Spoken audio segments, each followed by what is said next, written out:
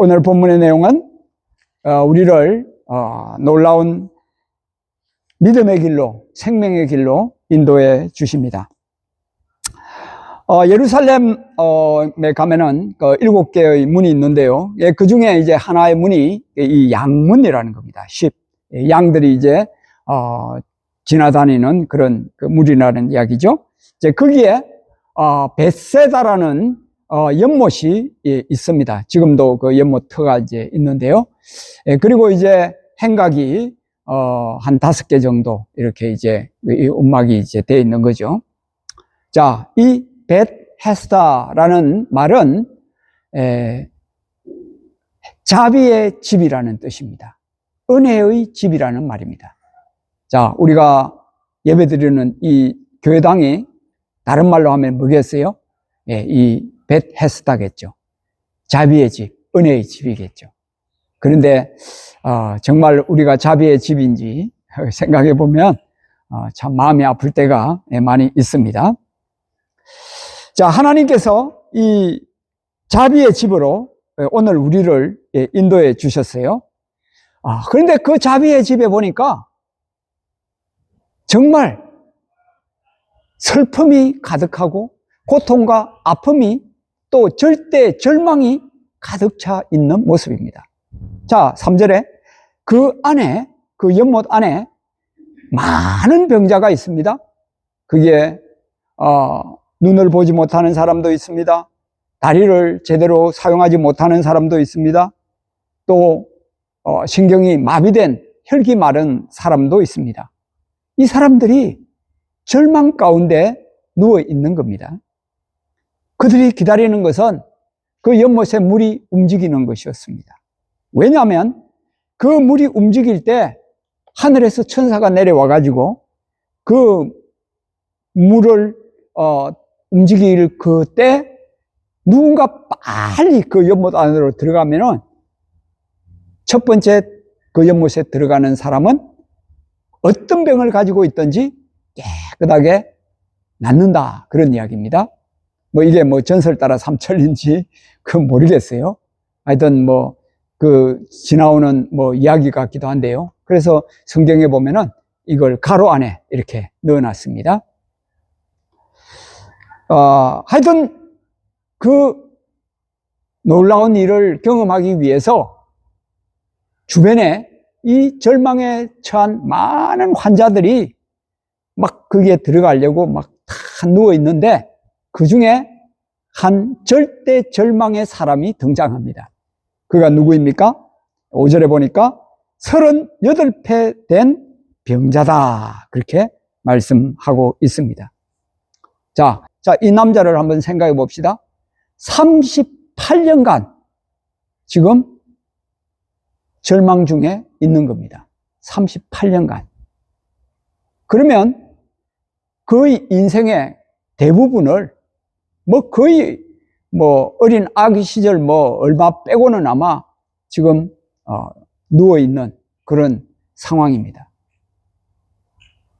여러분 생각해 보세요. 오늘도 누워있습니다. 어제도, 10일 전에도, 한 달 전에도, 38년 전에도 누워있었어요. 내일도 또 누워있을 수밖에 없는 형편이죠.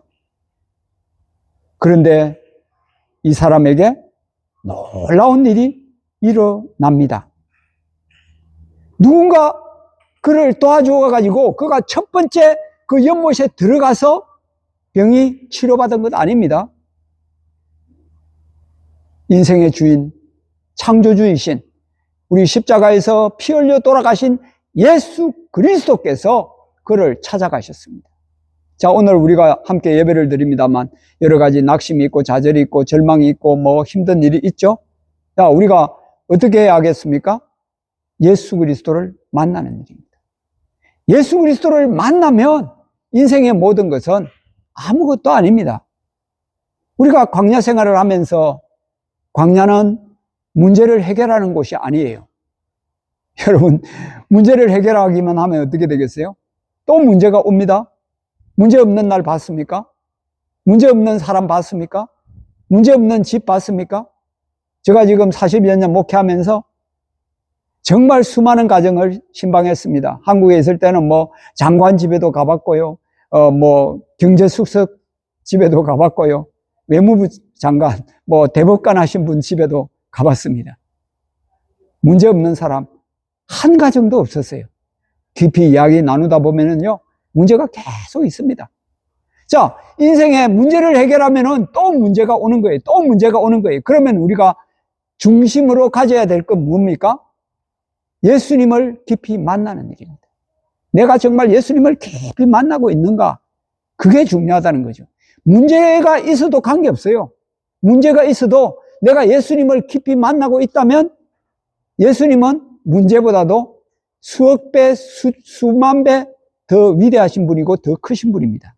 자, 이 38년 된 병자가 단순히 질병에서 나은 게 문제가 아닙니다. 그가 예수님을 만난 것이 중요하다는 사실입니다.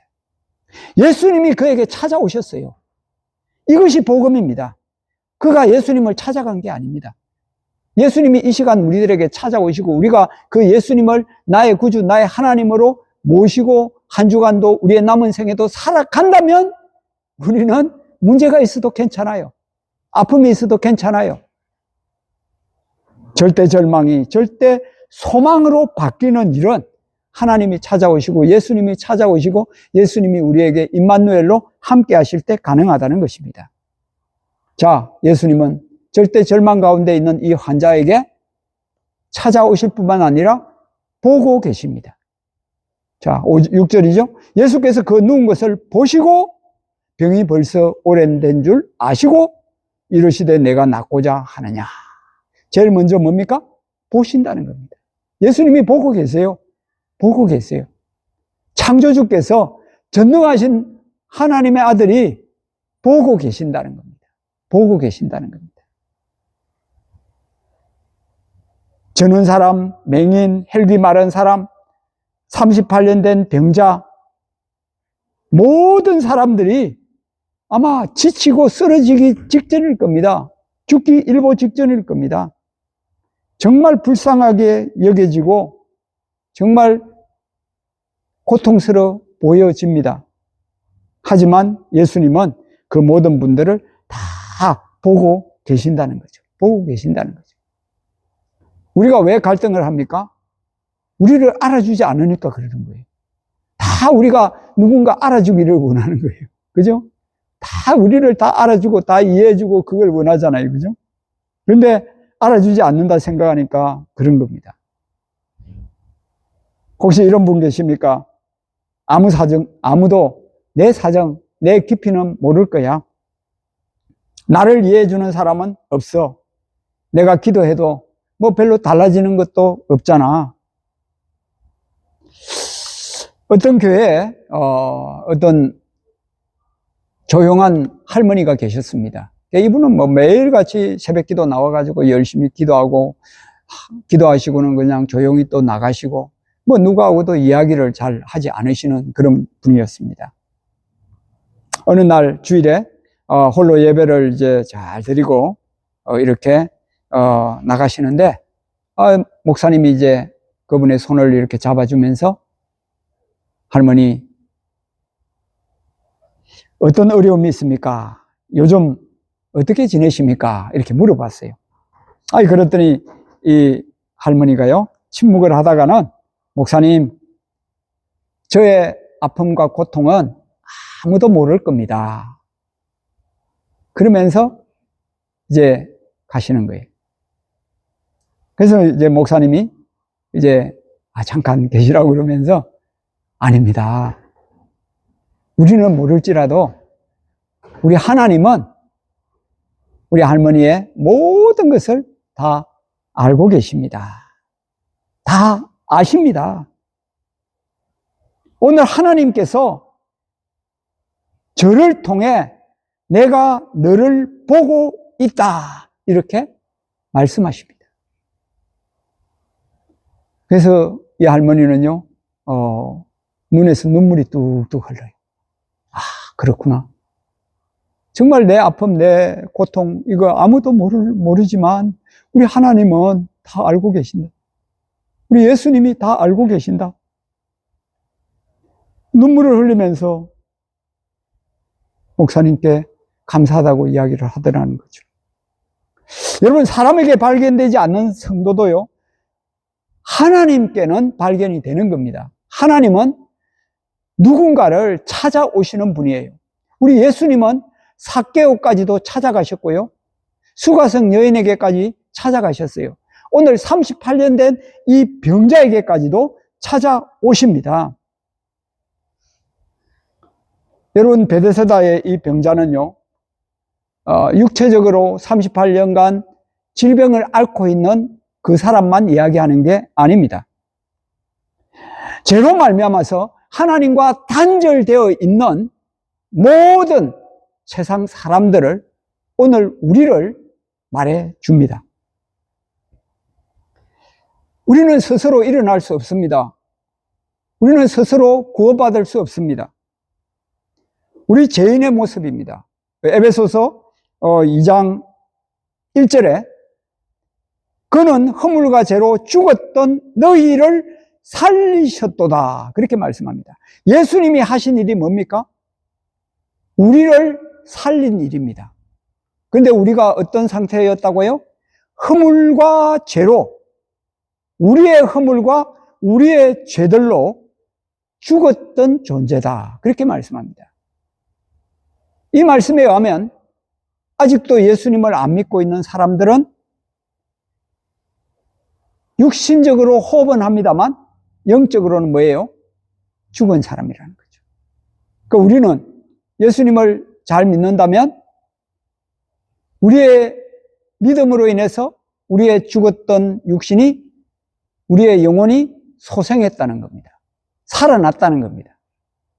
그 베데스다 연못에 이 38년간 사실 죽은 것 같이 있는 이 남자는 바로 죄를 가지고 있는 인류의 모습이라는 사실입니다. 죽은 사람으로 스스로 살아갈 수가 없습니다. 구원은 바깥에서 와야 하는 것입니다. 예수님께서 찾아오셔서 구원이 시작됩니다.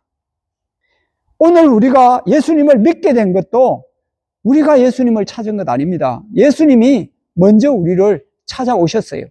부모님을 통해서, 친구를 통해서, 아니면은 언론을 통해서 예수님이 먼저 찾아오신 것입니다. 그리고 그 예수님을 통해서 우리가 하나님을 만난 것입니다. 예수님을 만난 것입니다. 병이 벌써 오랜 줄 아시고 내가 낫고자 하느냐 그랬습니다. 예수님은 전능하신, 전지하신 모든 것을 다 아시는 분입니다. 그래서 그 병이 38년이니까 이건 절대 절망이다, 나을 수가 없다, 이대로 얼마 정도 살다가 이제 죽는 것이다, 그렇게 아셔요. 그런데 예수님이 질문하십니다. 정말 너가 낫기를 원하느냐? 낫기를 원하느냐? 여러분, 오래된 이 절망은요, 38년 동안 가지고 있는 이 절망은 어떻습니까? 그의 육신도 망가뜨린 뿐만 아니라 그의 정신도 망가뜨려 버립니다. 그에게 소망이라는 게 거의 없습니다. 처음에는 내가 여기 빨리 들어가면은 1등으로 들어가면은 내가 나을 거지, 그러면서 아마 소망을 가졌을 겁니다. 다른 사람 가고 다른 사람 가고 다른 사람 가고 그 다음에는 내가 가면 되겠지. 그러나 38년간 자기에게 희망은 하나도 찾아오지 않았습니다. 계속해서 포기할 수밖에 없었고 좌절할 수밖에 없었고 결국은 절망 가운데 지금 누워 있습니다. 그리고는 아무것도 나를 바꿀 수 없어, 나를 치료할 수 없어, 그렇게 생각할 수도 있을 겁니다. 자, 낫고자 하느냐? 이 낫고자라는 말은 완쾌한다는 말입니다. 완전히 치료된다, 회복이 된다, 그런 이야기입니다. 자, 너가 완전히 낫기를 원하느냐? 너가 조금만 낫는 게 아니라 완전히 낫기를 원하느냐? 그렇게 질문을 하십니다. 그때 이 병자가 어떻게 대답을 합니까? 예, 선생님, 낫고 싶어요. 예, 선생님, 저를 저기에 좀 먼저 넣어주세요. 그러면 제가 낫게 될 것입니다. 그렇게 말하지 않았습니다. 사람이 없다고 지금 이야기를 합니다. 그게 사람이 지금 얼마나 많이 있습니까? 수없이 많은 사람들이 그 옆에 막 다 있어요. 그런데도 사람이 없다고 이야기를 합니다. 여러분, 우리도 그렇지 않습니까? 그 현대인을 이야기해서 리즈만이라는 그 철학자는 고독한 군중이라고 그렇게 이야기했어요. 여러분, 극장에 가면요, 빽빽합니다. 빈자리가 하나도 없어요. 예. 근데 뭐예요? 극장에서 나오면요, 그냥 옆에 앉아있던 사람들 아무도 신경 안 씁니다. 모르는 사람들이에요. 그걸 고독한 군중이라 그래요. 군중 속에 우리가 살아가지만 우리는 혼자라는 거죠. 외톨박이라는 거죠. 아무도 없어요. 우리를 정말 도와줄 사람, 우리를 정말 위로하고 정말 구원으로, 생명으로 인도해 줄 사람은 아무도 없습니다. 사람이 없습니다. 사람이 없습니다. 내가 가는 동안 다른 사람이 먼저 내려갑니다. 다 자기 중심이에요. 다 개인주의로 살아가고 있어요. 인생의 절대 절망을 여기서 봅니다. 불가능합니다. 구원받고 치료받을 수 있는 가능성은 1%도 없습니다. 그런데도 우리 예수님은 이 문제의 크기를 묻지 않으십니다. 너가 왜 그렇게 생각하느냐고도 말씀하지 않습니다.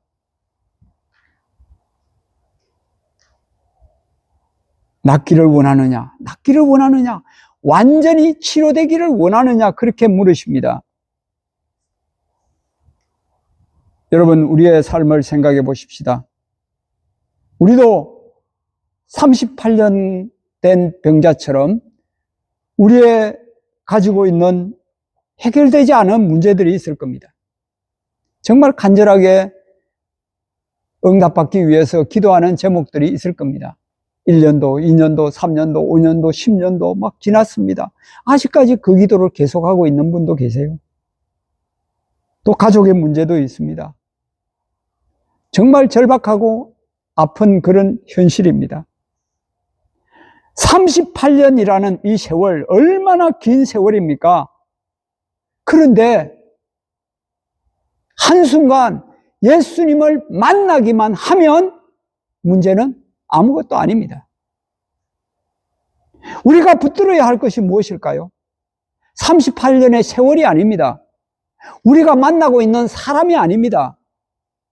정말 예수님을 나의 구주로, 나의 주인으로, 나의 모든 인생을 걸고 의지할 대상으로 살아가고 있느냐는 이야기입니다. 여러분, 38년을 생각하면 광야의 이스라엘 백성들의 방황을 생각할 수 있습니다.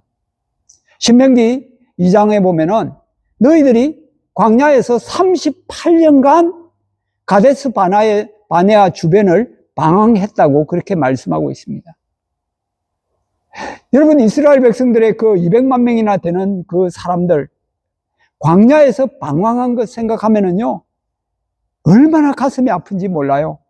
그런데 그 모습이 다른 사람들의 모습이 아니에요. 오늘 우리들의 모습입니다. 애굽에서 나온 남자 장정 60만 명, 60만 3,550명요. 이 사람들요, 그 가데스 바네아 부근에, 그 광야 부근에요, 38년간이나 방황을 했다니까요. 방황을 했다니까요. 그 방황하는 기간 동안에 60만 3,550명 중에서 60만 3,548명은 광야에서 세상을 떠났습니다. 불순종하다가, 원망하다가, 저주하다가 다 떠났어요. 그러나 그 기간을 믿음으로, 인내로 기다리며 참았던 여호수아와 갈렙은 가나안 땅을 들어갔습니다. 뿐만 아니라 그것을 지켜보면서 애태워하고 고생하며 또 자기의 부모님이나 형제들을 매장하고 했던 광야 2세대들, 그들은 대부분이 가나안 땅에 들어갔습니다. 문제는 무엇일까요? 우리에게 주어진 이 38년의 이 기간, 이 방황할 수밖에 없는 광야의 기간을 우리가 어떻게 살아가야 되느냐는 이야기입니다. 우리 예수님은 내가 낫고자 원하느냐? 낫기를 원하느냐? 너의 38년의 이 쓰라린 생애가 아니라 나를 만난 후에 새로운 미래를 설계해 나가기를 원하고 계십니다. 자, 우리 예수님은 말씀을 붙잡는 순간 절대 절망을 소망으로 바꾸시는 하나님이십니다. 자, 예수님이 8절에서 말씀합니다. 일어나라, 내 자리를 들으라, 그리고 걸어가라. 이렇게 세 가지 동사로 명령을 하십니다. 여러분, 이 환자에게는요, 일어나는 게 소망이었습니다. 그러나 지금은 불가능합니다. 누군가 도와주어야 간신히 일어날 수 있는 겁니다. 그런데 예수님이 일어나라고 하세요. 여러분, 우리 스스로 일어날 수 있습니까? 우리 스스로 문제를 박차고 뛰어넘을 수 있습니까? 얼마나 힘들고 어려워요. 막 원망하면서 불평하면서 막 이렇게 짜증을 부리면서 우리가 지내고 있지 않습니까? 그건 뭐 예외가 없어요. 모두가 다 그럴 수밖에 없습니다. 연약한 인간이다 보니까. 그런데 우리 예수님이 일어나라고 하세요. 일어나라고 하세요. 그러면 이것은 이 환자가 믿음으로 받아야 된다는 이야기입니다. 야, 이분이 정말 나를 이렇게 치료할 수 있는 분이구나. 그것을 믿어야 된다는 이야기죠. 이게 쉬운 이야기가 아닙니다. 정말 어렵고 힘든 이야기입니다. 여러분, 인생이 얼마나 사악합니까? 다 선해 보여요. 나이스해 보여요. 그런데요, 지나면 지날수록 얼마나 악하고 참 더럽고 추한 모습들이 드러나는지 몰라요. 그래서 사람하고 너무 가까이 하지 말라고 그럽니다. 어떤 분이 그러더라고요. 나하고 절대 가까이 하지 마세요. 가까이 오지 마세요. 나한테 가까이 오면 상처받습니다. 마음 아픕니다. 이게 인간의 현주소입니다. 인간의 현주소예요. 예외가 없어요. 누구든지 다 그래요. 그런데 일어나라, 일어나라. 우리 예수님을 믿으라는 이야기죠. 예수님을 믿으라는 이야기죠. 여러분이 요한복음에서 이 38년 된 병자를 고친 사건이 요한복음에 나와 있는 7개의 표적 중에 세 번째 겁니다. 표적이라는 말이 뭡니까? 예수님은 기적을 행하시는 분이에요. 그죠? 물로 포도주를 만들었죠. 예. 해당장 그 아들을 고쳤죠. 죽은 아이를 살렸죠. 그죠? 예. 그 다음에 나사로를 참 살렸죠. 예. 그리고 이제 여기에 세 번째는 이 38년 된 병자를 고쳤습니다. 그죠? 뭐 그 외에 500여의 기적도 나옵니다. 그러니까 하여튼 예수님이 7개의 놀라운 기적들을 행했는데 이 기적을 단순히 행하는 이걸로 우리가 만족해서는 안 된다는 거죠. 그 문제 해결하는 것으로 우리가 끝나면은 그 문제 없을 동안만 우리가 평안합니다. 아, 기쁘다, 즐겁다, 좋다. 그러나 다시 또 문제가 오고 다시 또 아픔이 오면은 우리는 또 괴로워하고 고통스러워하고 막 불평하고 원망하고 그러는 거예요. 그러면 뭡니까? 이걸 통해서 예수님이 어떤 분인가? 하나님이 누구인가? 이걸 우리가 깊이 새겨야 된다는 이야기입니다. 자, 일어나라. 일어나라. 믿음을 가지라. 이 표적을 사인으로 바르게 알아라. 내가 바로 하나님의 아들이라는 사실을, 생명을 살리는 분이라는 사실을 너가 알아라. 그래서 예수님께서 요한복음에 내가 곧 길이요 진리요 생명이니 나로 말미암지 않고는 아버지께로 올 자가 없다고 말씀하시잖아요. 내가 유일한 길이고 유일한 생명이고 유일한 진리라는 거죠. 내가 곧 부활이요 생명이니 나를 믿는 자는 죽어도 살겠고 살아서 나를 믿는 자는 영원히 죽지 아니하리라. 예수님이 유일한 생명이라고요. 유일한 부활이라고요. 그걸 믿으라는 거죠. 그걸 받아들이라는 겁니다. 이 38년 된 병자는 지금 사망의 길을 가고 있습니다. 죽음의 현장에 살고 있는 것과 같습니다. 그러나 부활이고 생명이신 예수 그리스도께서는 그에게 생명을 소생시켜 주시는 거예요. 예수님은 십자가에서 우리 죄를 담당하시고 죽으셨으며 부활하심으로 죽음을 깨뜨리셨습니다. 우리의 진정한 소망은 베데스다의 물에 있지 않습니다. 물이 동해가지고 빨리 들어가서 나음받는 게 아닙니다. 우리의 소망은 생명이신 부활이신 예수 그리스도이십니다. 물이 그를 살린 게 아닙니다. 예수님이 그를 살리셨습니다.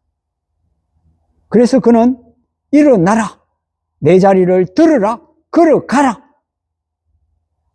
이 예수님의 생명의 말씀을 받을 때 그가 치료가 된 겁니다. 자, 9절을 보세요. 곧 나아서 자리를 들고 걸어가니라. 여기 일어났다는 말이 없어요. 언제 기적이 일어난 겁니까? 예수님이 말씀하실 때. 그리고 그가 반응하려고 할 때 벌써 예수님은 말씀으로 그에게 완전한 치료와 회복의 역사를 허락해 주셨다는 사실입니다. 곧 즉시 우리 예수님을 만난 사람은요, 효과가 100% 바로 나타나는 겁니다. 내 말로 인해서 너가 뭐 한 달 후에 나을 거야, 뭐 1년 후에 나을 거야, 그게 아닙니다. 바로 그 순간 그는 나았습니다. 완쾌되었습니다. 치료받았습니다. 사랑하는 성도 여러분, 예수님께서 이 시간 우리에게 찾아오셨습니다. 우리가 예수님을 찾아간 게 아닙니다. 환자가 예수님을 찾아간 게 아닙니다. 예수님이 그 베데스다 연못에 찾아오셨습니다. 자, 이 시간 우리에게 적용합시다. 우리의 마음을, 우리의 절망과 우리의 좌절, 우리의 슬픔과 아픔이 다 있습니다. 없는 분 손 들어보세요. 아무도 없어요. 그죠? 그것을 예수님 앞에 절망의 자리를 내려놓읍시다. 이제는 안 됩니다. 나는 변할 수 없습니다. 우리 가정도 회복될 수 없습니다. 그게 아닙니다.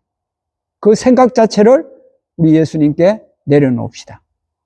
38년 된 절망도 예수님 앞에서는 끝이 아니었습니다.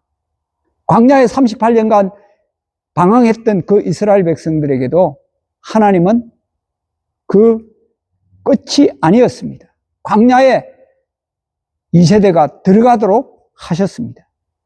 베데스다의 38년도 끝이 있었습니다. 우리의 긴 시간도, 낙심과 좌절의 시간도 끝이 있습니다. 38년이 마지막이 아닙니다. 예수님의 말씀이 마지막입니다. 일어나라! 그 말씀에 의해서 그는 일어났습니다. 그리고 걸음을 걸었습니다. 자리를 들었습니다. 전까지만 하더라도 힘이 없었는데 예수님께서 생명의 말씀을 주시니까 힘이 생겼습니다. 그리고는 그 맷들을요, 들고서요, 그리고 이제 걸어갑니다. 씩씩하게 걸어갑니다. 놀라운 일이 일어났습니다. 낫고자 하느냐? 예수님이 질문하십니다. 내가 낫고자 하느냐? 이상한 질문같이 들립니다. 38년 병자에게 낫고 싶으냐 물으시다니요. 그러나 예수님은 몸만 보신 게 아닙니다. 그의 절망, 절대 절망의 그 마음을, 좌절을 보셨습니다. 38년의 절망은 사람의 몸만 무너뜨린 게 아니죠. 마음도 무너뜨렸습니다. 처음에는 언젠가 나을 것이다 생각했을 겁니다. 그러나 시간이 지나면 나는 원래 이런 사람이야, 그렇게 생각해버립니다. 결국 아무것도 바뀌지 않은 채 체념하고 맙니다. 뭐 한국의 젊은이들 뭐 3포 시대다, 뭐 5포 시대다 그러잖아요. 그죠? 예, 뭐 연애도 안 하고, 뭐 결혼도 안 하고, 뭐 아이도 안 낳고, 뭐 사회가 너무 힘들고 생활이 너무 힘들고 어려우니까 이것도 포기하고 저것도 포기하고 다 포기해버리는. 우리 인생은 포기가 아닙니다. 생명의 예수님을 붙잡는 것입니다. 생명의 말씀을 붙잡는 것입니다. 이 절망이라는 게 제일 무서운 겁니다. 여러분, 주여 물이 동할 때 나를 물에 넣어주는 사람이 없습니다. 내가 가는 동안에 다른 사람이 먼저 갑니다. 여러분, 이 환자의 절망은 뭡니까? 도와줄 사람 없다는 거, 그죠? 그래서 환경을 보고 있는 거, 문제를 보고 있는 거. 우리 눈에 보이는 이것만 보는 겁니다. 우리에게 주어지는 모든 일들, 거의 대부분이요, 눈으로 보이는 것만이 아닙니다. 그 내면에 들어있는 그것이 문제로다.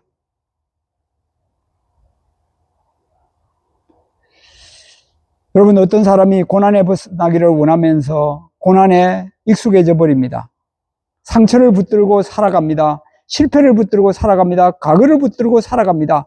나는 원래 이래, 그렇게 이야기합니다. 그런데 우리 예수님은요, 골마 터진 상처를 치료하십니다. 새롭게 하십니다. 여러분, 세상은 절망과 좌절이 가득하다 할지라도 우리 예수님은, 우리 하나님은 우리를 새롭게 만드시는 분입니다. 자, 요한복음은 단순한 뱅구침으로 이것을 끝내지 않습니다. 우리 하나님의 놀라운 생명으로 마무리를 하십니다.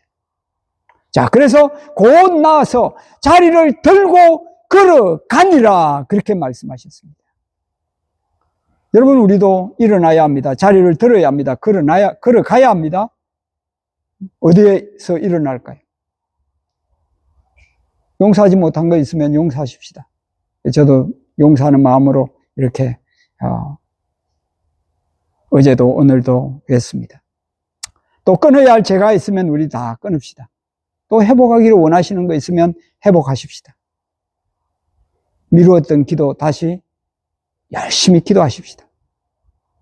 믿음은 말씀을 듣고 한 걸음 내딛는 것입니다. 걸음을 옮겨야 합니다. 절대 절망에서 절대 소망으로 가야 합니다. 오늘 이 환자는요, 38년 동안 누워 있었어요. 그의 인생의 마지막이 벳세다 연못가에서 누워 있었더라. 그리고 죽었더라. 그게 아닙니다. 예수님을 만나서 그의 질병이 깨끗하게 해결되었더라. 그겁니다. 이것이 복음입니다. 오랜 기도가 있을 수 있습니다. 눈물이 있을 수 있습니다. 기다림이 있을 수 있습니다. 그러나 예수님이 찾아오시면 끝입니다. 주님이 말씀하십니다. 일어나라, 내 자리를 들으라, 걸어가라. 자, 이제 우리 절망의 자리에 누워있지 마십시다. 이 말씀을 붙잡고 일어나십시다. 죄에서 일어나고, 낙심에서 일어나고, 두려움에서 일어나고, 과거에서 일어나십시다. 믿음으로 걸어가십시다. 주님, 저는 할 수 없습니다. 주님, 저는 연약합니다. 주님, 저는 부족합니다. 하지만 우리 예수님은 말씀합니다. 내가 할 거야. 너는 믿기만 해. 따라오기만 해. 주님은 하십니다. 주님의 말씀은 나은 사람에게 주시는 말씀이 아닙니다. 아직 일어날 힘이 없는 사람에게도 일어나라고 말씀하십니다. 그리고 그 주님 말씀에 순종하여 일어서는 순간 이미 새 생명의 능력이 그를 살렸습니다. 그를 가게 하십니다. 38년 된 병자, 절망의 인생을 바꾸는 것은 물의 움직임이 아닙니다. 도울 사람이 아닙니다. 예수 그리스도이고 예수님의 생명의 말씀이었습니다.